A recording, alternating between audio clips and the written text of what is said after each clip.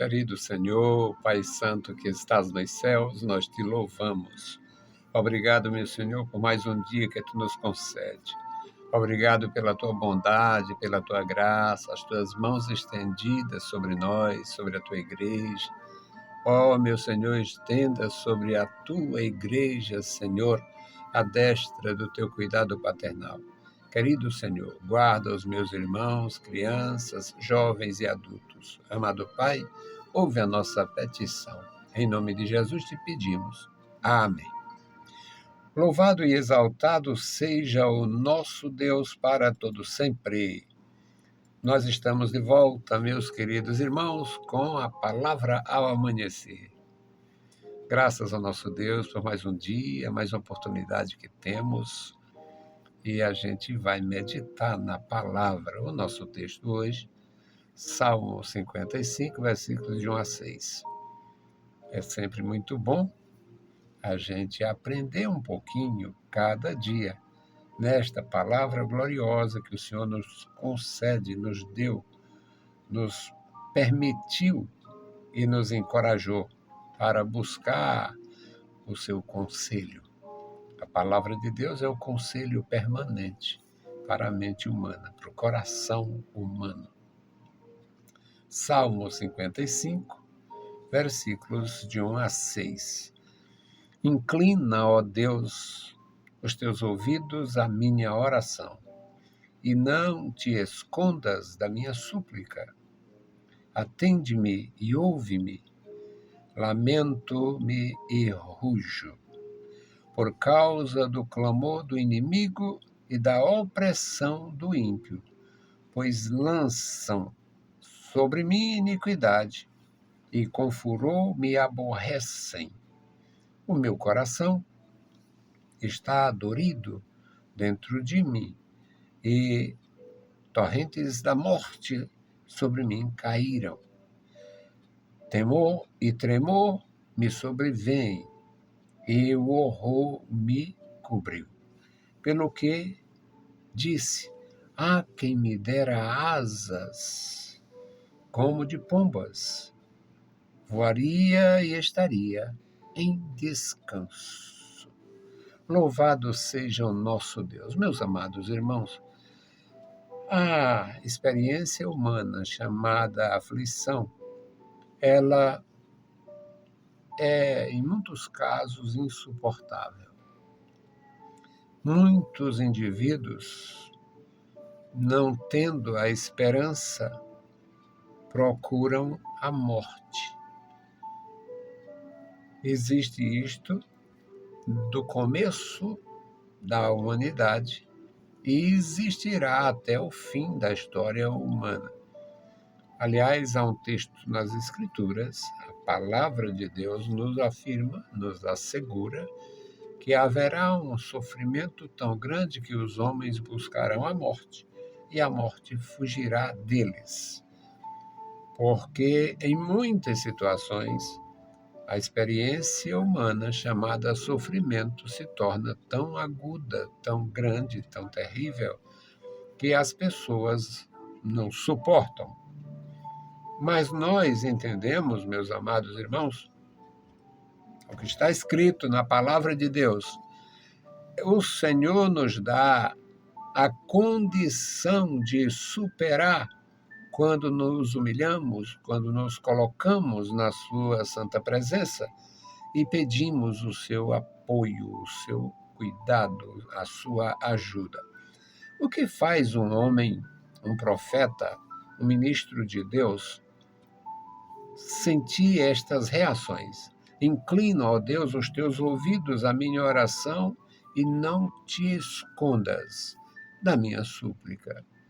Angústia, uma experiência de sofrimento, uma coisa que machucou, que fez a sua personalidade, a sua pessoa, a sua alma se ressentir. Ele explica no segundo versículo: atende-me, ouve-me, lamento-me e rujo. Um lamento em alta voz.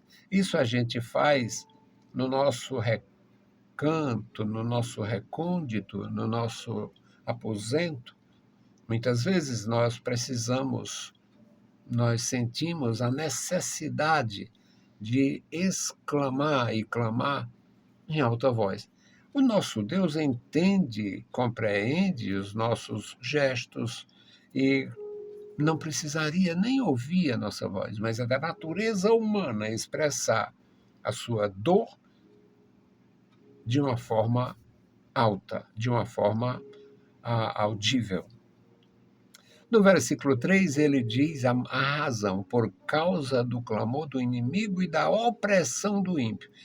Opressão é um negócio sério, a pessoa está sendo oprimido, cobrado, a pessoa está sendo aborrecida, perseguida, ameaçada, é coisa terrível.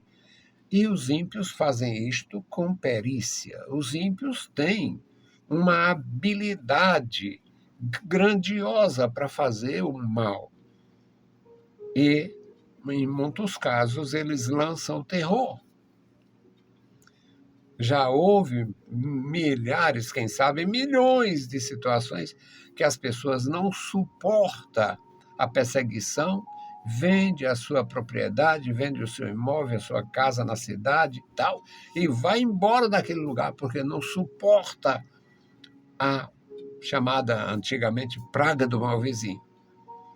Então, existem muitos crimes no campo, existiu no passado, continua existindo e existirá.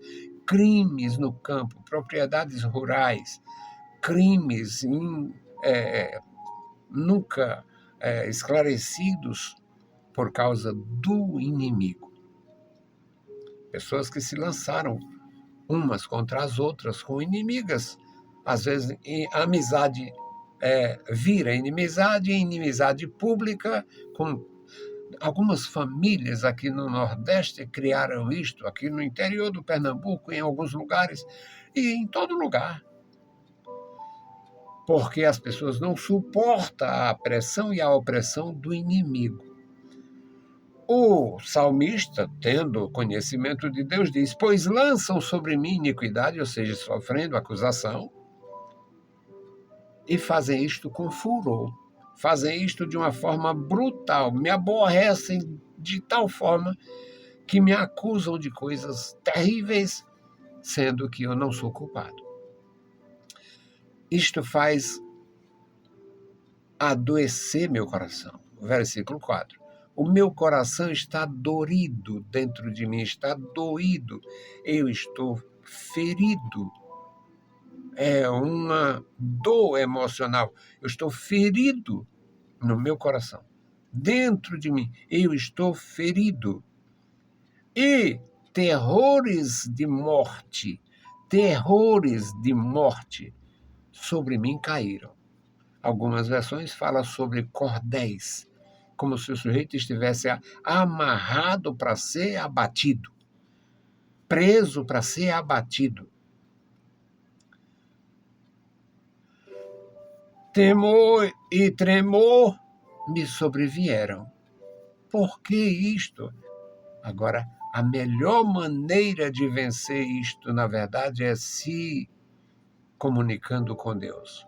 Procura um lugar isolado, É nesta hora que é necessário fugir para a presença e não da presença de Deus. É nesta hora. O meu coração está dorido dentro de mim. Terrores de morte sobre mim caíram sobre mim. Temor e tremor me sobrevieram, e o horror me cobriu. Aquela culpa atribuída sem você ser culpado. Aquela acusação que faz você perder a amizade de pessoas, a simpatia de pessoas, o respeito de pessoas, depois descobre-se que era um boato, uma mentira, uma acusação. Isto aconteceu com milhares de pessoas na Bíblia Sagrada e também com nosso Senhor Jesus Cristo. Jesus passou por isto. Jesus disse, em determinado momento, a minha alma está profundamente triste.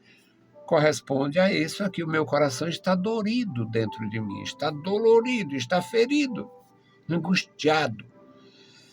No versículo 6 e último, ele diz, pelo que disse, se eu pudesse voar. Quem me dera asas como de pombas. Eu voaria, eu iria para o deserto, eu estaria em descanso, buscaria descanso, longe de tudo isto aqui. Quem me dera asas. Se eu pudesse voar. Muitas pessoas em crises, em situações agudas de perseguição, em momentos de infortúnios, principalmente sofrendo injustiça, quer fugir. Muitos têm fugido. Alguns fazem pior, tiram suas próprias vidas. Há pouco tempo, já nessa grande confusão das duas últimas eleições, uma equipe de criminosos acusando pessoas de todos os crimes, e fizeram isto contra um adolescente. E a adolescente não suportou, porque eles criam contas falsas, eles criam perfis falsos, eles acusam as pessoas, fazem o que tanto rendeu, está rendendo neste país desavergonhado, uma história, um negócio aí chamado de mentira, chamado de notícia falsa ou fake news. Já tirou a vida de muitas pessoas. E grupos ganhando para fazer isto. Continua. Imagina você ganhar os tubos de dinheiro para falar bem de uma situação que todo mundo está vendo que não está bem. Alguns não suportam as fake news, os crimes de honra, crimes contra a honra, e tiram suas próprias vidas. Não tendo o amor de Deus, não tendo a presença de Deus, não sentindo a presença de Deus, não tendo comunhão com Deus, esta dor do coração, que o versículo 4 diz, o meu coração está dorido dentro de mim, os terrores da morte caíram sobre mim, o temor e o tremor vieram sobre mim, me cobriu, não deixando saída. A minha intenção, meu desejo era ter como voar. Fugir. Eu, se pudesse voar, se eu tivesse a habilidade das aves, voaria e estaria no deserto. Eu ia pernoitar no deserto.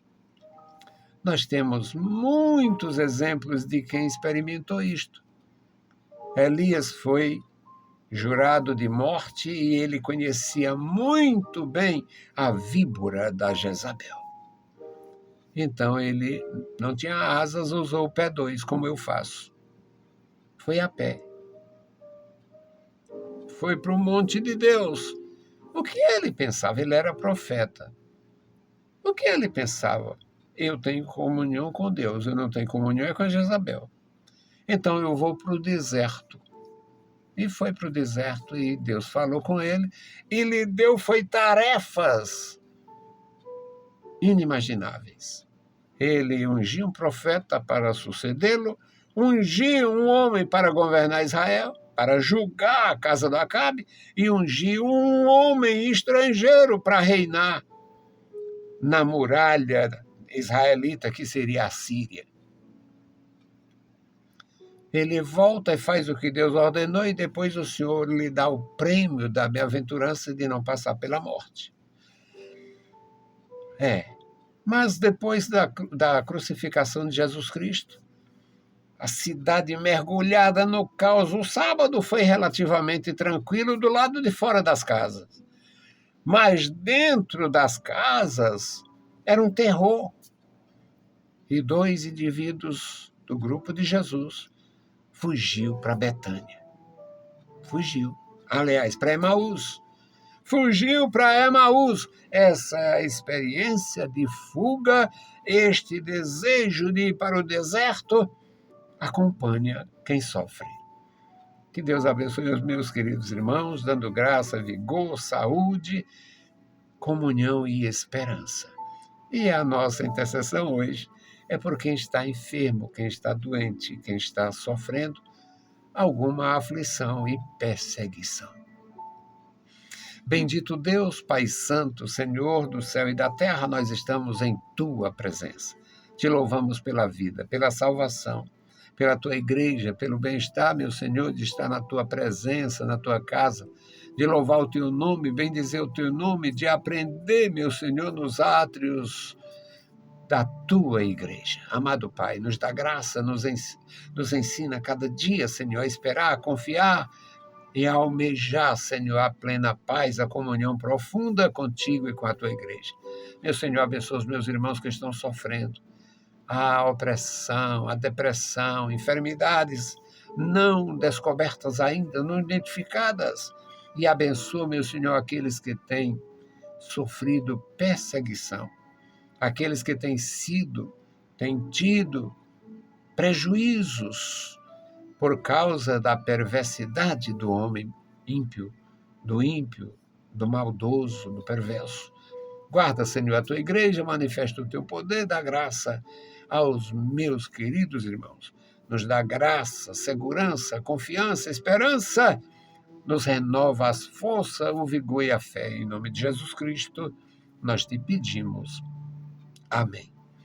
Meus queridos irmãos, a paz do Senhor e bom dia.